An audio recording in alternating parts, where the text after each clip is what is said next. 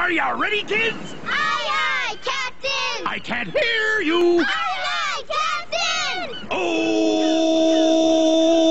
Who lives in a pineapple under the sea? SpongeBob SquarePants! Absorbent and yellow and porous is he. SpongeBob SquarePants! If nautical nonsense be something you wish, SpongeBob SquarePants! then drop on the deck and flop like a fish! SpongeBob SquarePants! Ready? SpongeBob SquarePants! SpongeBob SquarePants! SpongeBob SquarePants! SpongeBob SquarePants!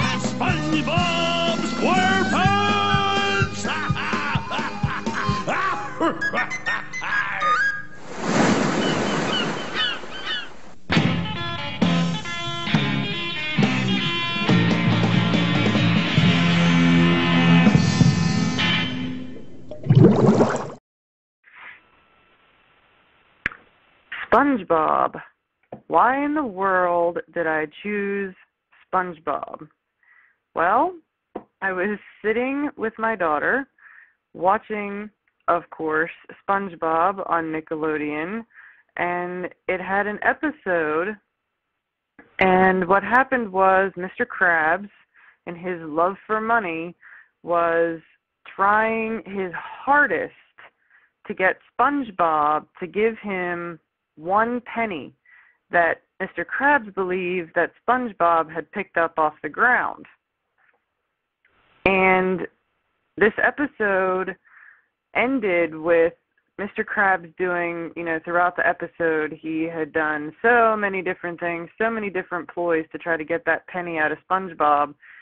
And at the end of the episode, you see SpongeBob showing Mr. Krabs that what he had picked up off the ground was, in fact, not a penny, and that it was a piece of chewed-up gum that he had for his gum collection. And Mr. Krabs laughed and walked away and went outside of SpongeBob's house and began digging holes, thinking that he was going to find pennies because, as you know, Mr. Krabs is constantly seeking after money. He's extremely greedy. And SpongeBob, while Mr. Krabs is outside digging, SpongeBob is inside of his house. He takes a second look at what he thought was a wad of gum, and he says to himself, well, that's not gum. And he opens it up, and it happens to be a $500 bill. This is a classic example of what happens when you're seeking after something, especially when you already have an abundance of it, and how that thing that you're obsessing over is going to constantly be kept from you. And that episode went right along with the teaching that I'm going to present to you today. So now we're going to move on and go into the scripture references, and we're going to talk about SpongeBob and the Bible and how these two things kind of go hand in hand with this teaching. So I hope you enjoy it. Okay, scripture references. We have Philippians 2, verse 14, and James chapter 4, verses 2 and 3. Okay, the first one, as you'll see, there's a picture of Mr. Krabs sitting at the table and the Krusty Krab, and he's all irritated and mad and probably having a bad day. Something went wrong with what he wanted to have done. And if you look at the scripture on Philippians, it says, do all things without complaining and disputing. Well, Mr. Krabs is a classic example, as well as Squidward. I didn't think about putting Squidward in here, but Mr. Krabs and Squidward tend to complain about everything, and they never seem to get what they want. And if you take a look at Squidward, if you've ever watched SpongeBob SquarePants, Squidward is constantly losing the things that he holds dear. There's always some type of interference being run towards Squidward because he's always complaining about things. Like SpongeBob and Patrick are always ruining his Sundays, and, poor Squidward. Complaining. Complaining equals loss. You complain about things, there's going to be interference in your life, and things are going to start going away. and it's just going to put you in a cycle of more complaining, because the more you lose things, the more you complain about the fact that you lost them, and then you're just going to keep going in this vicious circle. So spoken words are important. Stop complaining and instead change and start being thankful for the things that you have, and that is when you're going to start seeing things multiply instead of things being taken away. Okay, the next scripture, we have James chapter 4, verses 2 and 3. You lust and do not have. You murder and covet and cannot obtain. You fight and war, yet you do not have because you do not ask. You ask and do not receive because you ask amiss, that you may spend it on your pleasures.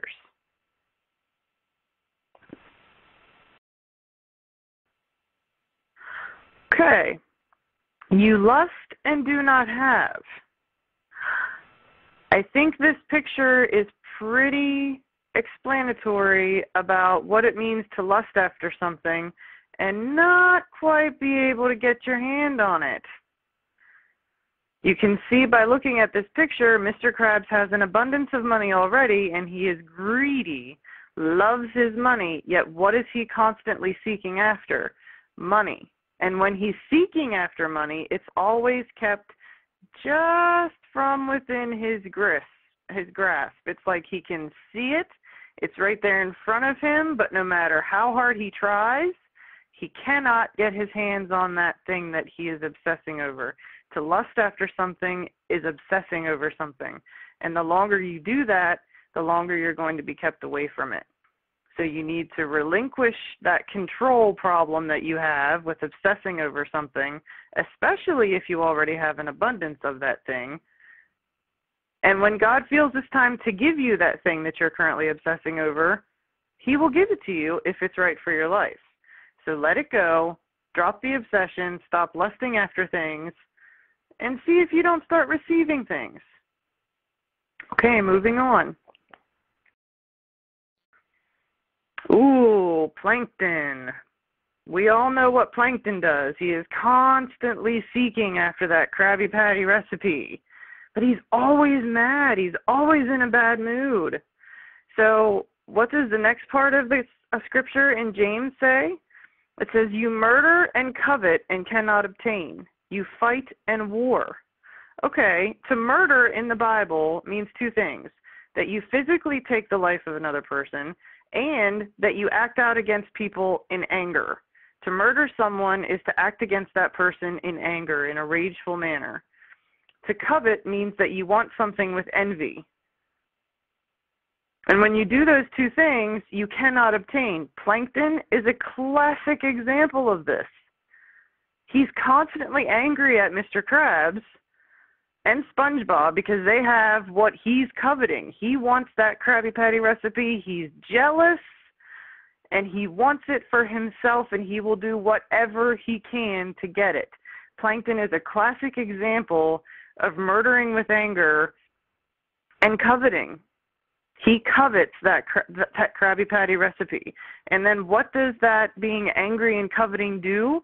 It leads him to literally fight and try to start a war with Mr. Krabs because he wants what Mr. Krabs has.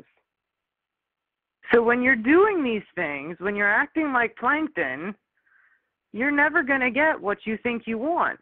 It's never going to be given to you. No matter how hard you fight for it, you're never going to get it. So stop acting like plankton if you do. Okay, and the last part of the scripture says this, and here we have Mr. Krabs again. It says, yet you do not have because you do not ask. You ask and do not receive because you ask amiss, that you may spend it on your pleasures. So then here we have Mr. Krabs again, and what is he doing? It's like somebody's waving money in front of him. He's got his grip barely on that dollar bill, but yet it's being taken away from him. Why? Because he's greedy.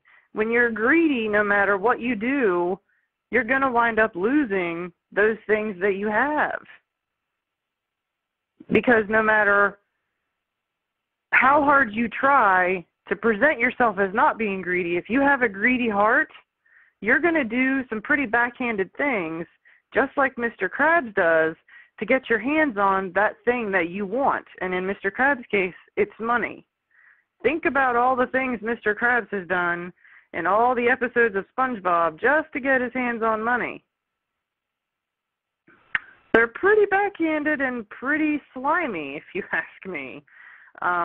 So the longer you're asking with a greedy heart for just material things and you're not working on the spiritual, God's not going to give you the material things that you want until you work on your inner self. Until you get your spiritual self right with God, you're not going to get the material things that you're seeking. And as long as you ask Him with a greedy heart, it's never going to happen. You're never going to get it. And then you have to ask, once you get your spiritual self right, you have to ask God for those things that you feel that you need or you feel that you want.